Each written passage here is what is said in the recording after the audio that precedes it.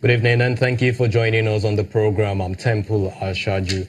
During the week, the Securities and Exchange Commission, the SEC, extended the free e-dividend registration deadline till March the 31st of this year, and that's from the initial February 28, 2018 deadline. And the e-registration platform was designed as part of efforts by the regulator to eradicate the difficulties encountered by retail and institutional investors in claiming their dividends through their savings accounts. And the 1 month extension period is to enable the parties involved to work out modalities for the smooth transition between the free window and the fee-based window, which is expected to come following the expiration of this free exercise. Now, on the show this evening, we'll find out the rationale behind the seeming endless extensions from one of the central parties, and that is a registrar. But on Thursday was also the International Women's Day, and this was well celebrated at the Nigerian Stock Exchange. And because of the program, we're looking to bring you highlights of the event. But let's take off the show now with some of the market numbers that we had this week, and we'll go straight to the FMDQ OTC, which represents the secondary market of the fixed income. That's the debt market in Nigeria. And we'll take a look at bonds, where performance on the local bond market was largely flattish this week, with marginal movements in yield. Average yield stood at 13.8% on Monday. That's the same level recorded in the previous week of Friday, precisely. There was more buying interest across longer tenured bonds, with April 2037 experiencing the most buying interest, and was down 5 basis points to 13% precisely.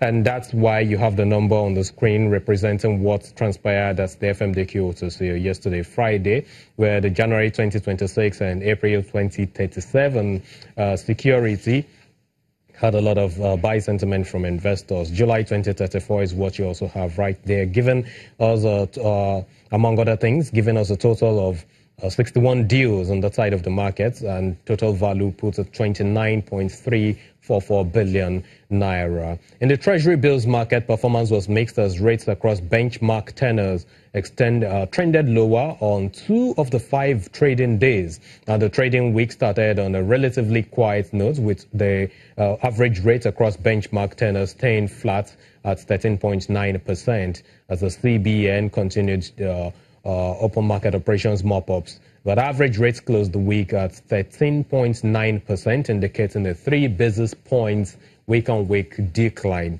If you look at those figures on the screen, total number of deals for Treasury bills on the secondary side of the market yesterday was 320, with total value pegged at 148.85 billion naira. For the debt market in total, bonds and T-bills together, there's a grand deal of 381 and grand total of 178.20 billion naira yesterday at the market. Let's go to the NASD OTC, which is the unlisted securities market. And the unlisted securities index dropped 1.67%, bringing the market USI down to 663.22 as against 674.45 last week. For market capitalization, it also fell from 456.42 billion naira to 448.82 billion naira. You ask what is going on in the market. Recall that for about 4 weeks now, that market has been on growing consecutively week on week, based on buying interest, the bullish sentiment on the side of the markets. I guess it's time for profit taking in the markets. And for the top gainer this time, Friesland Campina Wanko outweighed the performance of CSCS. CSCS actually shed 17.17% this week, closing at 9 naira 94 kobo against 12 naira that it opened the markets week. So Niger Delta Exploration and Production PLC was also on the loser side this time. Now let's deal with the equity numbers from the Nigerian Stock Exchange, where the bourse added 18 basis points at the close of market on Friday, following mixed closes across key sectors, taking the week's return to 68 basis points for this week. Now, the industrial goods sector, which grew 170 basis points this week, was the biggest gainer on the exchange, driven by advances in WAPCO and Dangote Cements, which ended the week 115 basis points higher. You go to the consumer goods sector, where we have positive sentiment as well by 170 basis points.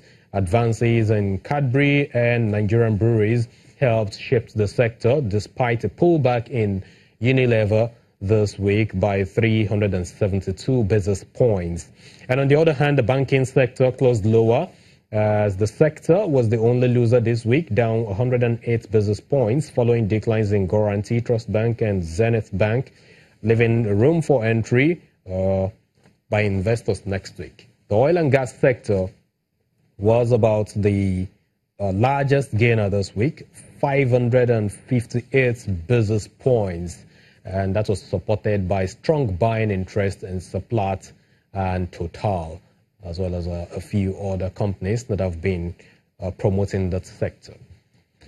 Now let's go to the earnings. The major earnings on our radar this week is NASCON full year 2017. NASCON this week released its earnings for last year, which dropped about 47.96% rise in revenue, and that gave a post of 27.06 billion naira.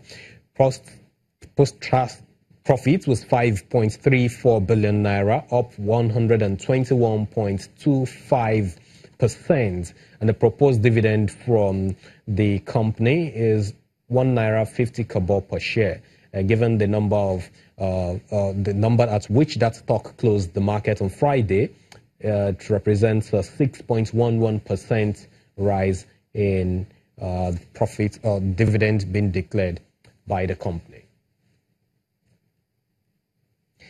Now let's take a look at our major focus for this evening, which is the Securities and Exchange Commission's rule or decision on free dividend